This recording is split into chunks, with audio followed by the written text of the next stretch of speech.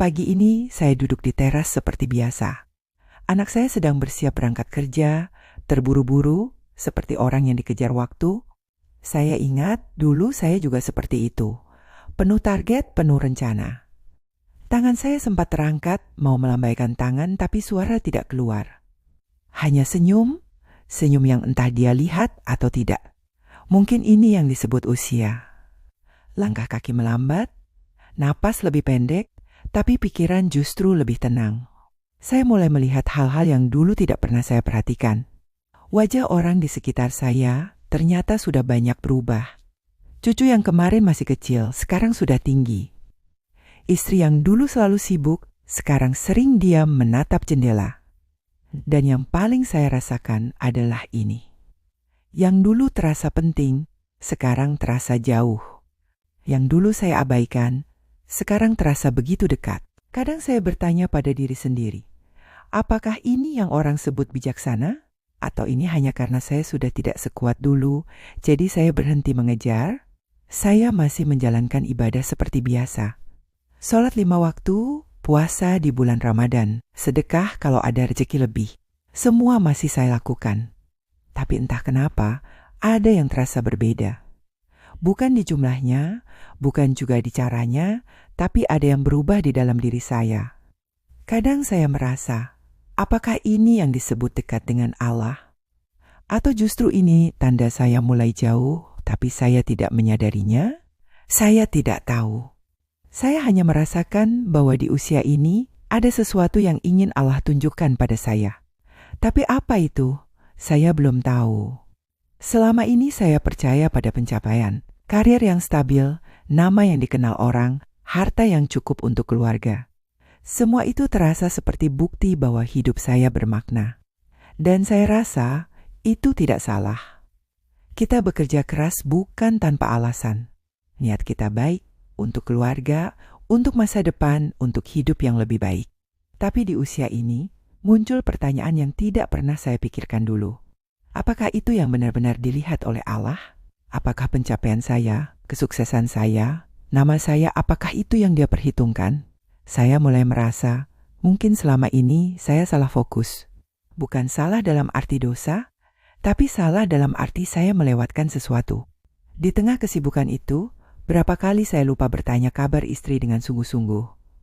Berapa kali saya membentak anak karena saya lelah. Berapa kali saya diam saat seharusnya saya bicara dengan lembut. Mungkin inilah yang saya mulai pahami sekarang. Allah tidak melihat hasil, tapi hati.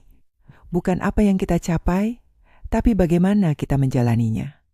Saya ingat sebuah cerita yang pernah saya dengar. Ada seorang yang setiap pagi hanya tersenyum pada tetangganya.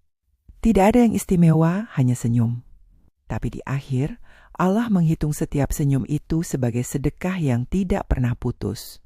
Bukan karena banyak, tapi karena tulus. Saya diam sejenak ketika mendengar cerita itu. Karena saya sadar, saya punya banyak amalan, tapi berapa banyak yang benar-benar tulus? Berapa banyak yang saya lakukan karena saya memang ingin, bukan karena kebiasaan atau takut dosa.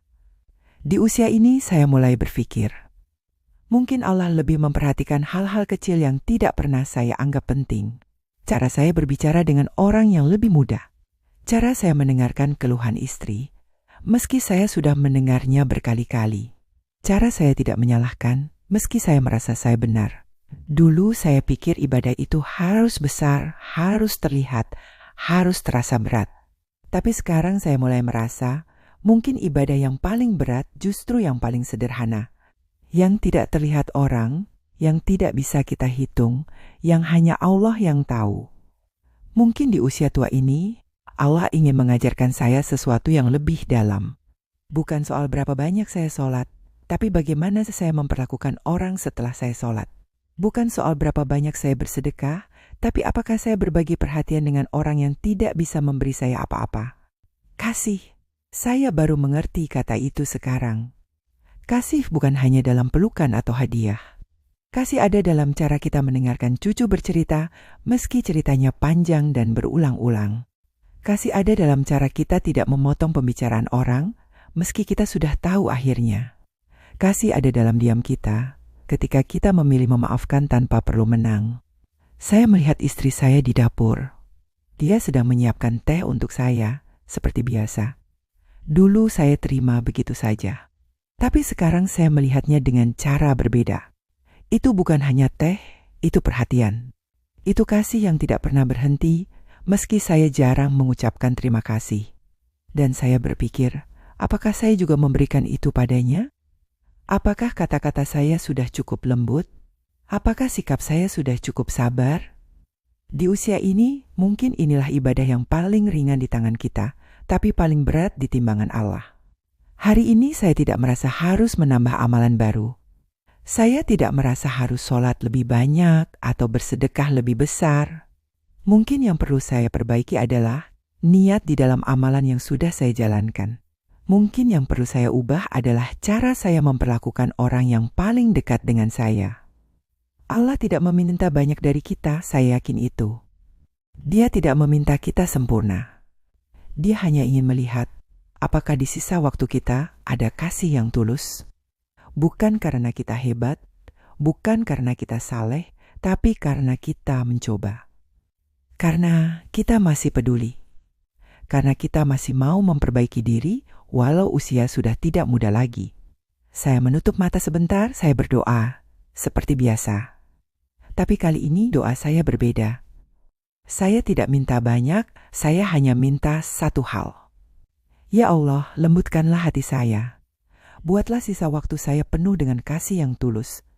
Kepada istri saya, anak-anak saya, cucu saya, dan semua orang yang Engkau tempatkan di sekitar saya. Karena mungkin di akhir nanti, yang ditanya bukan seberapa banyak saya beribadah, tapi seberapa baik saya memperlakukan orang yang Engkau percayakan pada saya.